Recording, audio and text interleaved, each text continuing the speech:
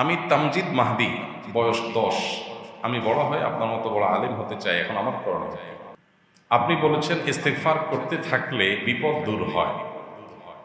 আমার এক বিপদে বহুবার ইস্তেগফার করার পরও বিপদ কাটেনি, এর কারণ কি থাকতে পারে? ভাই, আমি বলিনি, এটা নবী করিম সাল্লাল্লাহু আলাইহি ওয়াসাল্লামের হাদিসে বলা হয়েছে। আমি হাদিসের অনুবাদ করেছি মাত্র। যে ব্যক্তি ইস্তেগফারকে আঁকড়ে ধরবে, নিয়মিত ইস্তেগফার করতে থাকবে করতে থাকবে করতে থাকবে, আল্লাহ রাব্বুল আলামিন তাকে কঠিন সময়ে তাকে উত্তরণের পথ দেখিয়ে দিবেন। তার জন্য এমন এমন পথ আল্লাহ তাআলা আবিষ্কার করে দিবেন যে সেটা কল্পনাও করতে পারেনি। এইভাবে আল্লাহ তাআলা তাকে রক্ষা করবেন। এটা নবী সাল্লাল্লাহু আলাইহি ওয়াসাল্লামের একাধিক হাদিসে বর্ণিত হয়েছে। এই জন্য দুশ্চিন্তা, ডিপ্রেশন, পেরেশানি, বিপদ-আপদ, যে কোনো মুসিবত দূরের জন্য কন্টিনিউয়াসলি ইস্তেগফার করতে থাকা, আস্তাগফিরুল্লাহ ওয়া আতুবু ইলাইহি, আস্তাগফিরুল্লাহ আল্লাযী লা ইলাহা ইল্লা হুয়াল হাইয়ুল কাইয়্যুম, এই ইস্তেগফার করতে থাকা, আল্লাহুম্মা আনতা রাব্বী লা ইলাহা ইল্লা আনতা, এইটা সাইয়্যিদুল ইস্তেগফার, যেকোনো ইস্তেগফার। আর সবচেয়ে সংক্ষিপ্ত হলো আস্তাগফিরুল্লাহ ওয়া আতুবু ইলাইহি। এই ইস্তেগফার করতে থাকা, যে কোনো একটা নিয়মিত সুন্দরভাবে অর্থ বুঝে বুঝে আল্লাহর কাছে মাপ চাইতে থাকা, এটা যে কোনো বিপদ থেকে মুক্তির অন্যতম উপায়। এটি নবী করিম সাল্লাল্লাহু আলাইহি ওয়াসাল্লামের হাদিস দ্বারা প্রমাণিত। এখন প্রশ্ন হলো, হাদিসে বলা হয়েছে ইস্তেগফার নিয়মিত করতে থাকলে আল্লাহ তাআলা বিপদ দূর করবেন, অথচ আমি ইস্তেগফার করলাম কিন্তু আমার বিপদ দূর হলো না, কারণটা কি? এর উত্তর দেওয়ার আগে আমি একটা উপমা দিতে চাই। উত্তরটা দিয়ে ফেলবো ইনশাআল্লাহ একদম টু দ্য পয়েন্টে, কিন্তু উপমাটা দিলে উত্তরটা বুঝতে সুবিধা হবে। উপমাটা হলো, ধরেন আপনার বাবা আপনাকে বলেছেন, আপনার মা আপনাকে বলেছেন, তোমাকে আমি অনেক ভালোবাসি বাবা, অনেক আদর করি, তোমার কোনো কষ্ট আমি সহ্য করবো না, তোমার কোনো কষ্ট আমার সহ্য হয় না, যে কোনো কষ্টে কোনো অসুবিধা হলে আমাকে বলবা, আমি আমার জীবন দিয়ে হলেও তোমাকে কষ্ট থেকে উদ্ধার করব। এইরকম কথা বন্ধু বন্ধুকে বলে, স্বামী স্ত্রীকে বলে, বাপ সন্তান এর মধ্যে এরকম আলাপচারিতা হতে পারে। এখন ধরুন কোনো বাবা তার ছেলে মেয়েকে বলেছে, বা কোনো বন্ধুকে বলেছে, হ্যাঁ, এটা বলার পর কোনো একটা সময় দেখা গেল যাকে এটা বলেছে, ধরেন সন্তানকে বলেছে, ছোট বাচ্চাকে বাবা মা বলেছে, তোমাকে অনেক আদর করি, তোমার কোনো কষ্ট বাবা মা হিসাবে আমরা সহ্য করব না, ইত্যাদি ইত্যাদি। এখন এই ছোট বাচ্চাটা, ওর ধরা যাক কোনো হসপিটালে ট্রিটমেন্ট চলতেছে, এখন ওকে ইনজেকশন পুশ করা হচ্ছে, তারপর অপারেশন হচ্ছে, তার ট্রিটমেন্ট করতে গিয়ে কষ্ট হচ্ছে। এই যে ডাক্তাররা ধরেছে, নার্সরা চেপে ধরেছে, ইনজেকশন পুশ করছে, অ্যানেস্থেসিয়া দিচ্ছে, ছুরি টুরি রেডি করছে, তার অপারেশন করবে। ওই অপারেশন থিয়েটারে যদি বাপ মা থাকেন, যে বলছেন তোমাকে অনেক ভালোবাসি, তোমার কোনো অসুবিধা হলে আমাকে বলবা, শুধু আমি জীবন দিয়ে ফেলবো, তাকে যদি বলে, তুমি না বলছো যে আমার কষ্ট তুমি দেখতে পারো না, তুমি না বলছো যে আমার কষ্ট তুমি সহ্য করবা না, তুমি না বলছো যে আমার কষ্ট হলে তুমি জীবন দিয়ে দিবা, এখন আমাকে বাঁচাও, ডাক্তারের ধাক্কা মারে ফালাও, নার্সদেরকে সরাই দাও, আমাকে উদ্ধার করো, কি বলেন? তখন বাপ মা কি বাচ্চার কথা শুনবে? যে হ্যাঁ ঠিকই তো, আমি যে ওয়াদা করছি অতএব আমি ওয়াদা রক্ষা করি, এরকম কিছু? নাকি বলবে যে না বাবা, তোমার এই কষ্টটা সহ্য করার মধ্যেই তোমার কি আছে?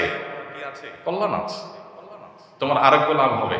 সো এই কষ্টটা, তোমার কষ্ট হচ্ছে, আমরাও কষ্ট পাচ্ছি, কিন্তু এখানে আমাদেরও সহ্য করতে হবে, তোমাকেও সহ্য করতে হবে, এর মধ্যেই কল্যাণ হবে, এই কষ্টের পরেই শান্তি আসবে, এই কষ্টটা তোমার শান্তির জন্যই হচ্ছে, এই কষ্টটা না করলে বরং কষ্ট আরো বাড়বে।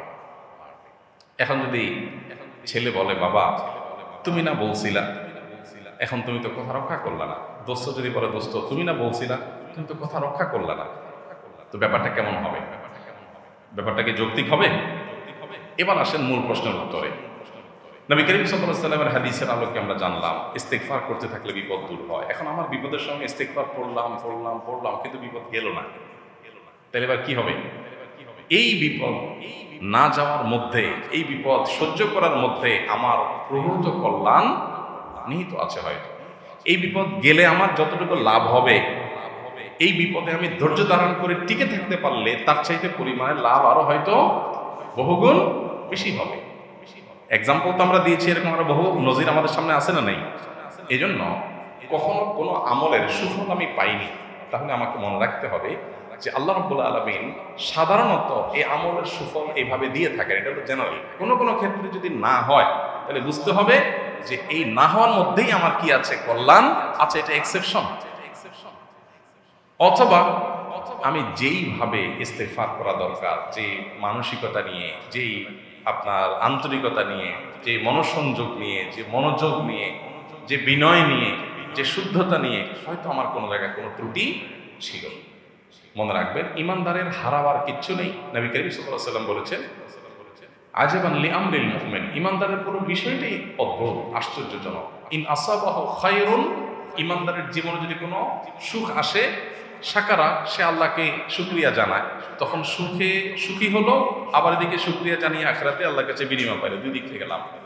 ওয়াইন আসাবাহু সাবরুন, আর যদি ইমানদারের জীবনে কোনো বিপদ আসে, কষ্ট আসে, সাবারা, সে সবর করে, ধৈর্য ধারণ করে, তাহলে কি হয়?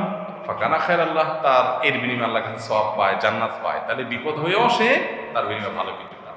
ইস্তেগফার আমরা পড়লাম, এর কারণে আমার সওয়াব অবলম্বন ঠিকই যুক্ত হবে ইনশাআল্লাহ। আর বিপদ যদি দূর হয় তো আলহামদুলিল্লাহ, যদি দূর না হয় তাও আমি সবর করলাম যে এর বিনিময়ে আল্লাহ আমাকে জান্নাত দিবেন। আমাদের অনেক সমস্যা দূর হয় ইমিডিয়েট। আমাদের জীবনে প্রতিনিয়ত বহু ঘটনা ঘটে, আমরা ঘটনাগুলোর দিকে একটু তাকালে বুঝতে পারবো। একটা বিপদ হয়তো একজনের ঘটেছে, ঘটার পর বিপদটা দূর হয়েছে। ধরেন আপনারা দুজন মানুষ আপনারা চেষ্টা করছেন কোনো একটা জিনিসের জন্য, একজনের হয়ে গেছে, আপনি মন খারাপ করে ফেলছেন যে তারটা হয়ে গেল, আমারটা হলো না, আপনি তো অপেক্ষায় আছেন। এরপর আপনি দেখলেন যে যারটা হয়ে গেছে সে খুশি হয়ে চলে গেছে, বাট না হওয়ার ফলে আপনার ইচ্ছেতে বড়টা হয়ে গেল। এবার আপনি খুশি হয়ে যান যে আল্লাহ যা করে ভালোর জন্য করে। এরকম বহু কিছু আমাদের জীবনে ঘটে না? ইমানদার দৃঢ় বিশ্বাস করবে, নবী করিম সাল্লাল্লাহু আলাইহি ওয়াসাল্লামের প্রতিশ্রুতি অনুযায়ী কোনো আমল যদি সে করে, তার লস হওয়ার কোনো সুযোগ, পার্থিব বিষয়ে এক জায়গায় আমি ইনভেস্ট করলাম, ইনভেস্টটা আমার লস হয়ে গেল, এটা আমার আর পাওয়ার সুযোগ নেই। কিন্তু দ্বীনি বিষয়ে, আমলের বিষয়ে ইমানদার হারাবার কিচ্ছু নেই। বিধায় ইমানদার কখনো নিরাশ হবে না, আল্লাহর প্রতি আশাবাদী থাকবে। বিশেষ করে কোনো অকল্যাণ তাকে স্পর্শ করলে সে আল্লাহর প্রতি ইয়াকিন রাখবে যে এর মাধ্যমে অবশ্যই আমার কোনো না কোনো কল্যাণ আল্লাহ তাআলা দান করবেন। বিধায় আমি কি করব? সবর করব, ধৈর্য ধারণ করব। আল্লাহ আমাদেরকে তৌফিক দান করবেন। আমি তামজিদ মাহদি, বয়স 10। আমি বড় হয়ে আপনার মতো বড় আলেম হতে চাই। এখন আমার করণীয়, আমার চাইতে আরো বড় আলেম হও, আরো বড় বড় আলেমদের চাইতে বড় আলেম হও, সেটা আমরা তোমার জন্য দোয়া করি।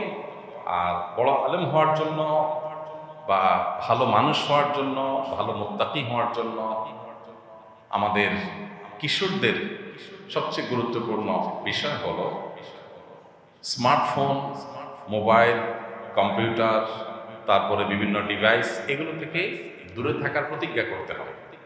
একান্ত প্রয়োজন ছাড়া, মা বাবা প্যারেন্টসদের তত্ত্বাবধান ছাড়া এগুলোর ধারে কাছে যাওয়া যাবে না। এই যুগে আমাদের ছেলে মেয়েদের ধ্বংসের সবচেয়ে বড় মাধ্যম হল এটি। আমি সবসময় বিভিন্ন সময় আমার বিভিন্ন বক্তব্যে কথা প্রসঙ্গে আপনাদের জানিয়েছি, অন্যদেরকে উৎসাহ দেবার জন্য, যে আমার পরিবারে আমার ছেলে মেয়েদের আলহামদুলিল্লাহ আমি ডিভাইস মুক্ত রাখি। তাদেরকে ডিভাইসে আমরা আসক্ত করিনি, এবং তারা আসক্তও না। তারা ডিভাইস এমন না যে চায় আর আমরা দেই না, এরকম না। তারাও চায় না। কেন চায় না? কারণ আমরা প্যারেন্টস, তার মা বাবা, আমরা তাদেরকে প্রচুর সময় দেই, তাদের সাথে বন্ধুর মতো হয়ে যাই, খেলার সাথী হয়ে যাই, তাদের ফিজিক্যাল এক্সারসাইজের ব্যবস্থা রেখেছি, তাদের সময় কাটাবার যথেষ্ট ব্যবস্থা রেখেছি। এই জিনিসগুলো প্যারেন্টসদের পক্ষ থেকে করা দরকার, যেন বাচ্চারা যথেষ্ট পরিমাণ আনন্দ বিনোদনের প্রয়োজন যেটা আছে সেটা যেন তারা পায়।